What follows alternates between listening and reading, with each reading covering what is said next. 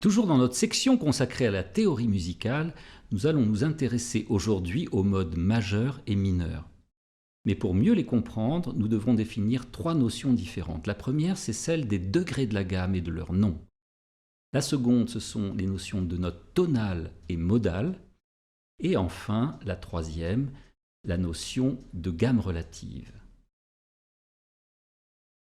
Nous allons prendre Do comme base et monter ici cette gamme de Do majeur sur une octave.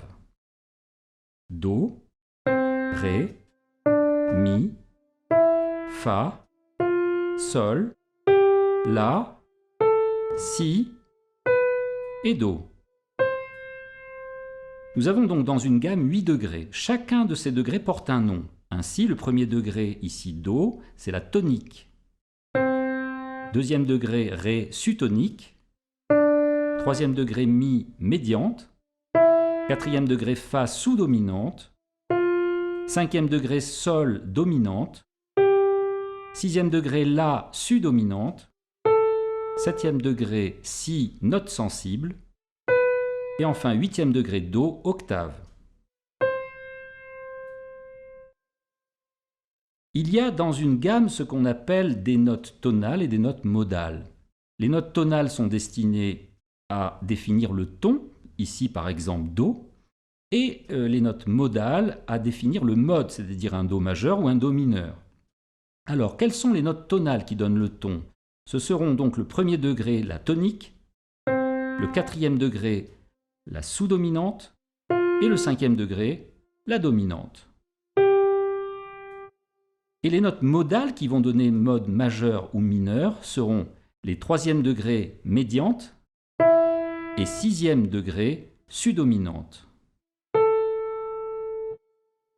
Nous allons déterminer maintenant ce que sont que des gammes relatives.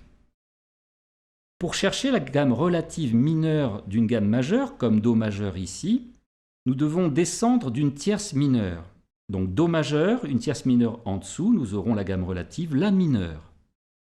Alors deux gammes relatives sont des gammes qui ont le même nombre d'altérations à la clé, c'est-à-dire rien en Do et rien en La mineur, qui sont distantes donc d'une tierce mineure, et dont l'une est majeure, l'autre est mineure. Autrement dit, si on cherche la gamme relative de Do majeur, ce sera la gamme de La mineur. Et si l'on cherche la gamme relative de La mineur, nous montons d'une tierce mineure, et ce sera donc Do majeur.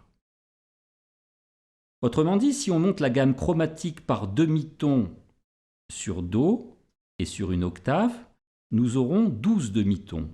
Il y aura donc 12 gammes ou 12 tonalités majeures, plus leurs relatives mineures, c'est-à-dire également 12 relatives mineures.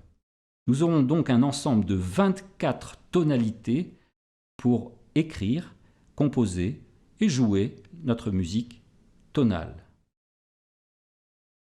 Voilà, les notions de majeur et mineur sont essentielles évidemment puisqu'elles déterminent toute notre musique occidentale, donc basée sur la tonalité.